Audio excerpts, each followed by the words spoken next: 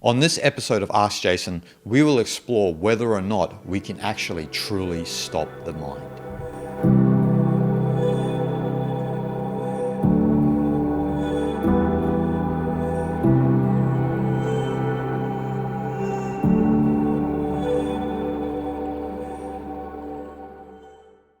One of the most frequent questions that I get is whether or not we can stop the mind. And today I have a question from Bruce. Now Bruce says, "Hi Jason, is it truly possible to stop the mind? Or does it just persist and become more silent as we develop in our spiritual practice?" Now I'm sorry to be the bearer of bad news, but you can never stop the mind. Now, when we are introduced to spirituality, particularly Eastern spirituality, there is an emphasis on stopping the mind, so to speak, or the cessation of mental activity.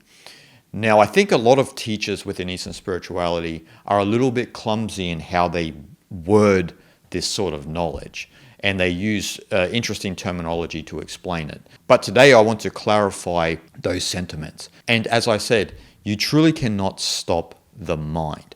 But what can happen is, through our spiritual practice, is our mind can become more quiet and we begin to experience silence more as our operating system, as opposed to the vrittis in Sanskrit, the whirlpool of mind, the mental activity, disturbing our awareness. Now, part of meditation and self-inquiry in the East is to somewhat make a distance between the mind and the pure awareness.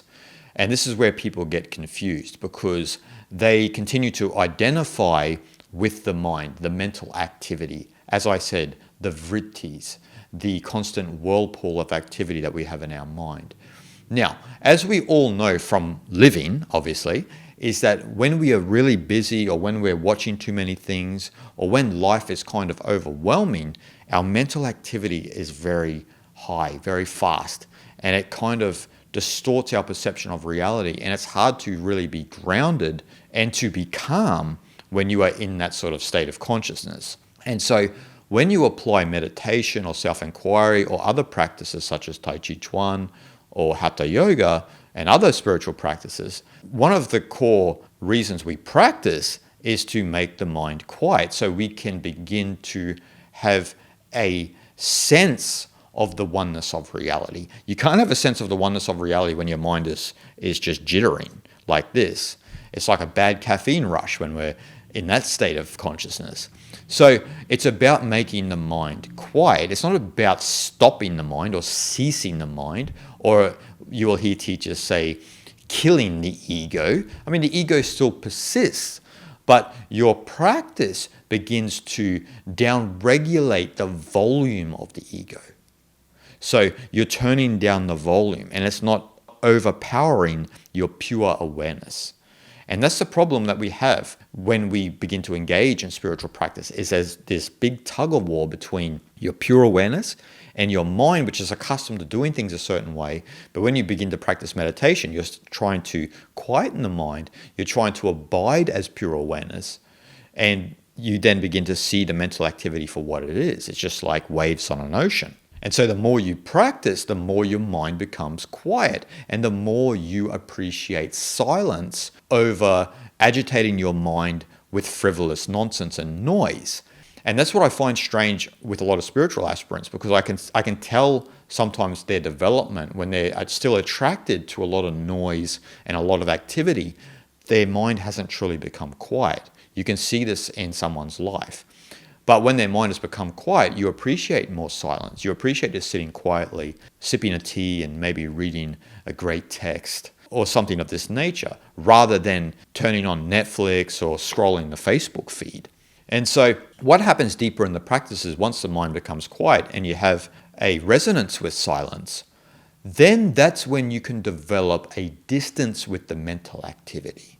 This is what the teachers should be actually talking about.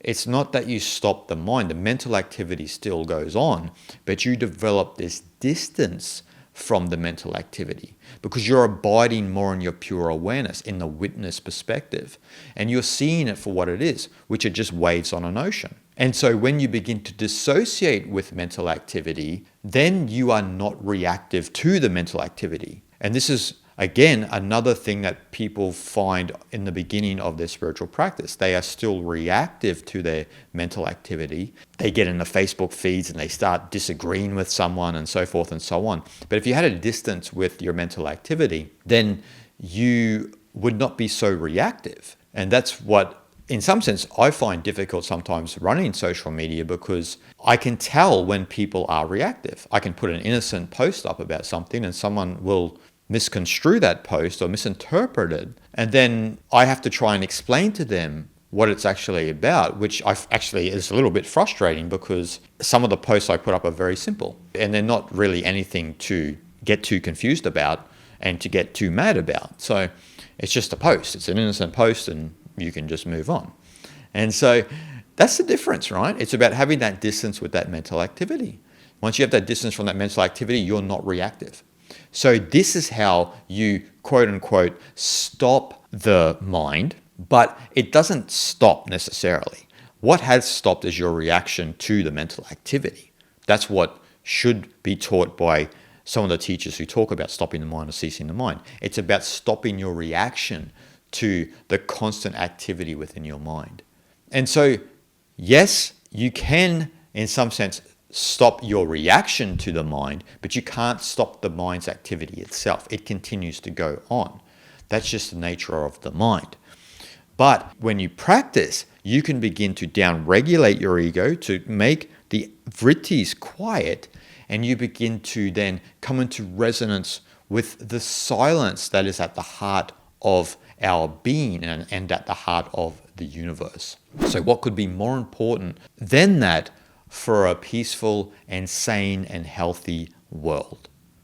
Shanti, shanti, shanti.